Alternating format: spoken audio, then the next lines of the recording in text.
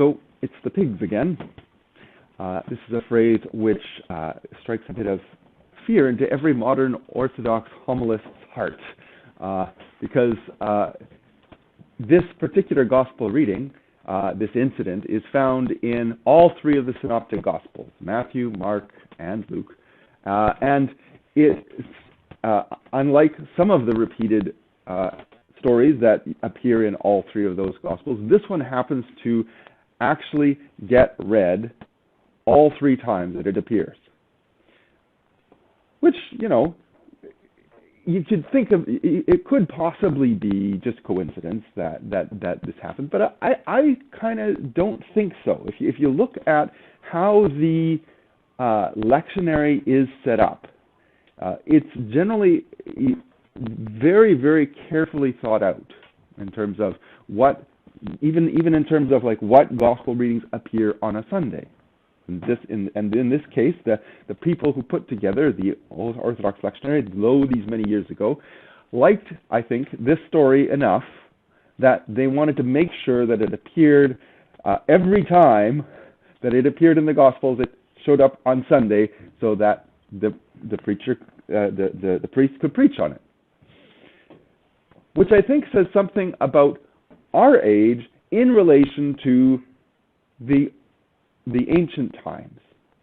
And I think in particular, it probably says something about our age and our current modern perception of demons compared to the ancient conception.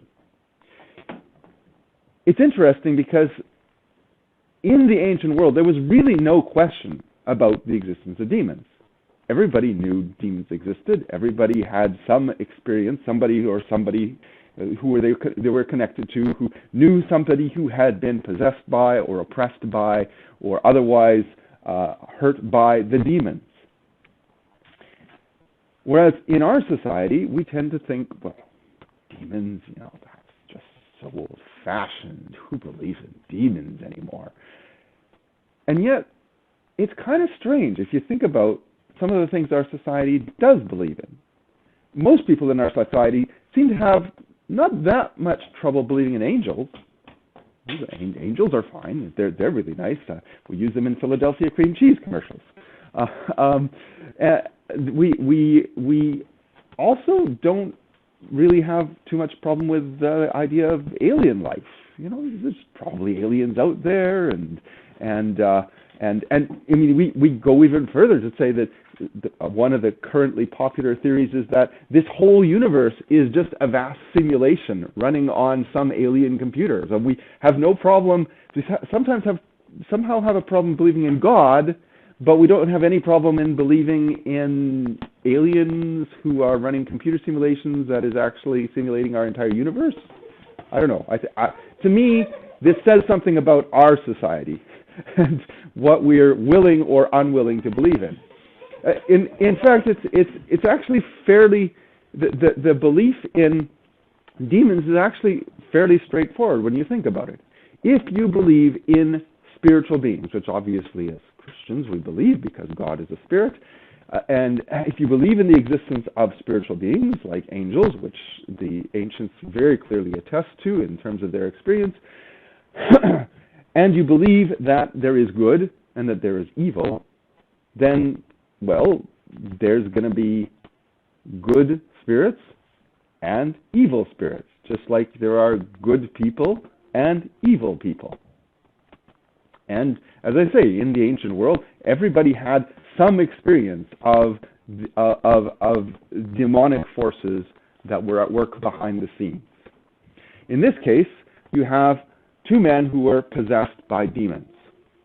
And they kind of lived amongst the tombs. They were exceedingly fierce.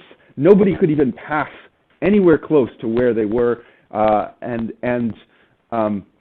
When Jesus comes into the region, they start yelling at Jesus, saying, "What are you doing here, Son of the Most High God? Have you come to torment us before the time?"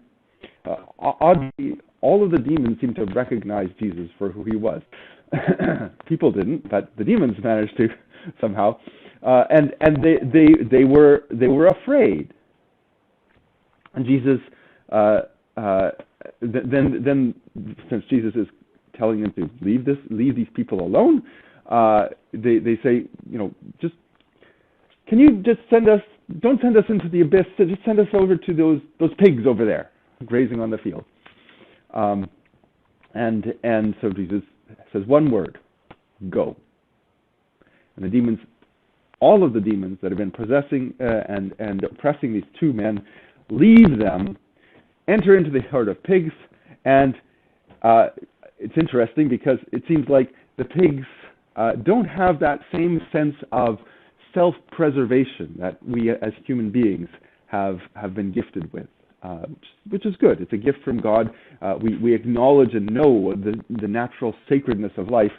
The pigs didn't have that, so they're like, these demons are possessing us, and they just run down the hill into the sea and are drowned. I suspect maybe one of the reasons that this reading was so popular, well, there's a number of reasons. Let's finish the story first.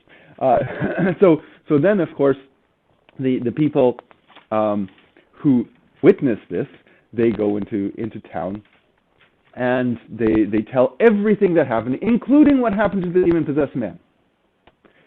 And then everybody comes out of the town, and what is everybody in the town focused on? We lost our pigs. They were expensive.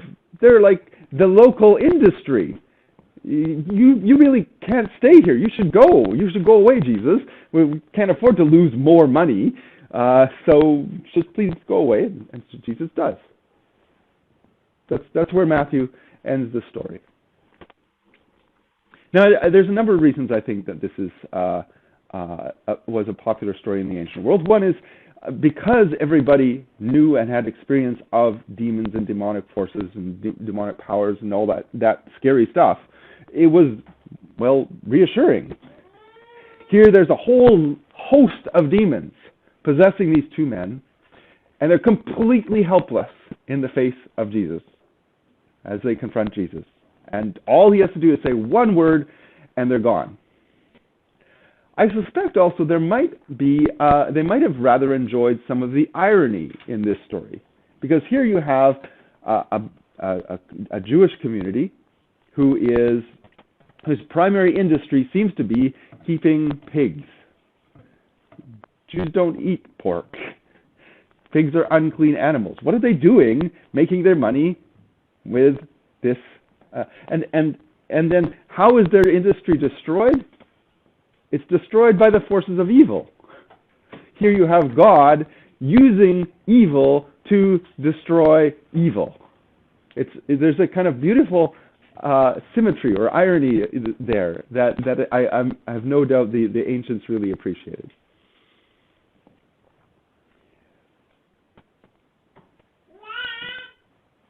The question then becomes, so for us, what do we do with this? What do we do with this story? What do we do with the knowledge that demons exist? Well, first thing what we should do is, and take away from the story, is don't be afraid. Jesus is obviously more powerful than the demons. No matter how many there are, he's still way more powerful. But it does also prompt us, I hope, to be a bit wary. We should be wary. There are forces of evil out there. Some of them are us. Perhaps one of the reasons that our society has such difficulty believing in demons is because, in some respects, we've out-demoned the demons. We have Auschwitz and the Gulag and Hiroshima, and we managed to make a hell here on Earth pretty effectively. But there are these forces that we do have to be wary of and be careful of. And so I would suggest we watch out for three things.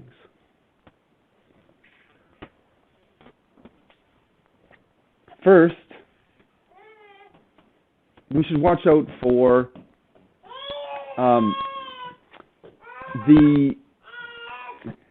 any thought patterns anything that makes us fierce and angry and drives people away from us. Because that was what characterized these men who were possessed by demons, right? They were angry, they were fierce, they drove people away. Nobody could stand or be in their presence. Nobody could stand to be in their presence. And that was the result of this demonic influence. That it made them fierce, it made them angry, it gave them power, but that power, that angry power, ended up driving everybody away from them. And so we need to be on our guard. And if we're going to be on our guard, it's good to know what to look out for. And obviously, if we look at what Jesus did and compare it to what the demons did, well, Jesus brought people together. His whole point, his whole message to us is to teach us how to love one another, how to be one with one another, how to be one as he and his Father are one in his body, the church. So, this I would say is the first thing to watch out for. The second thing to watch out for would be just kind of random temptation. A lot of our temptation that we suffer and often give into comes from our own fallenness, our own tiredness or grumpiness, or just our own physical desires. I want this, and so therefore. But there are occasionally those kinds of thoughts that just sort of strike us randomly. I should do this, and usually the wisest thing to do is, especially if you can identify that this is probably something you shouldn't do, is ignore it. Because again, we as Christians do not need to be afraid. We do not need to fear the demons. They have no power over us beyond what we give them. And so our job is to be vigilant, to be watchful, and to make sure that if we are assailed by any kind of temptation to do anything that would be wrong or unloving or evil, that we make sure that we're on guard against it and that we don't give into it. And the final thing that I would suggest that we should maybe watch out for, especially based on this story, is love of money. We are actually in a situation right now where we are calculating, just how much it costs in economic terms to save certain people from a really nasty plague that is sweeping through our land, right across the globe, in fact. And the natural, it's not unnatural for us to be worried about economics. This is our livelihood. This is what, and this response that we are engaged in is costing a lot. It's costing people money. It's costing their livelihood. But the sort of second question that we need to ask ourselves in this context is, is that the whole picture? Because it isn't. I mean, you look at what happened here. The people who witnessed this event went into town and they told everything, including what had happened to the demon-possessed man. But what was everybody fixated on? Well, the money that it cost them, the economic hardship that they were going to endure. They completely missed in all of this the lives of the two human beings who had been saved from this horrible existence in which they were possessed by these evil forces. And it's important for us to do the same, especially given what Jesus has said to us about not worrying. He says, don't worry about tomorrow and all its troubles. Don't worry about, what you will eat or drink or wear. God knows you need all of these things. He's the one who made you. And he looks after the grass of the fields. He looks after the sparrows. How much more will he look after you? So don't worry about tomorrow and what its troubles are. Today has enough troubles of its own. Seek first his kingdom and his righteousness, and all these other things will be added to you. Because that's ultimately what it's about. It is not about money. Money's nice when you've got it, but much more important is us working out our salvation in fear and trembling, in love and humility, trusting in God to supply the things that we need. And obviously these people weren't doing that. They kind of missed that point in all of this. The final thing I want to say about this is just that it's not a coincidence, I don't think, that these people who were demon-possessed were hanging out in the tombs. The early church writings make it very clear. There are two ways. There is the way of life and the way of death. What Christ calls us to in all places, at all times, in all things, is the way of life. The way in which our primary focus is on the people around us, on what we can do through them, for them, what God can do through us for them. How can he use what we have to help them? This is the way of life. The way of death is the way of anger, destruction, hatred.